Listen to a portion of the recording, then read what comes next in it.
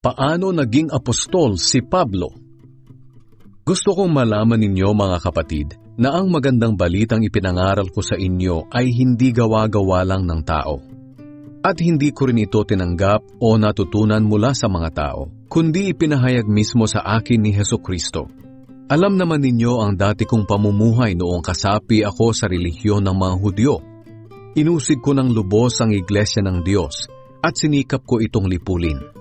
At tungkol naman sa pagsunod sa relihiyon ng mga Hudyo, nahigitan ko ang marami sa mga kaedad ko dahil tapat kong sinunod ang mga tradisyong nanggaling pa sa mga ninuno namin. Ngunit sa awa ng Diyos, bago pa man ako ipanganak, pinili na niya ako at tinawag upang ihayag sa akin ang kanyang anak para maipangaral siya sa mga hindi Hudyo. Nang mangyari ito, hindi ako sumangguni kanino man. Hindi rin ako pumunta sa Jerusalem para makipagkita sa mga naunang naging apostol kaysa sa akin. Sa halip pumunta ako sa Arabia at pagkatapos ay bumalik ako sa Damascus.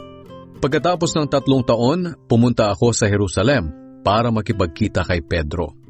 2 linggo akong namalagi sa kanya. Wala na akong nakita pang ibang apostol maliban kay Santiago na kapatid ng Panginoon. Totoo ang lahat ng sinasabi ko sa sulat na ito. At alam ng Diyos na hindi ako nagsisinungaling. Pagkatapos pumunta na ako sa Syria at Cilicia.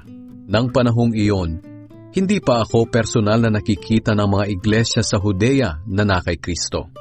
Nabalitaan lang nila na ang dating umuusig sa kanila ay nangangaral na ngayon ng tungkol sa pananampalatayang sinikap niyang puksain noon. Kaya pinapurihan nila ang Diyos dahil sa ginawa niya sa akin.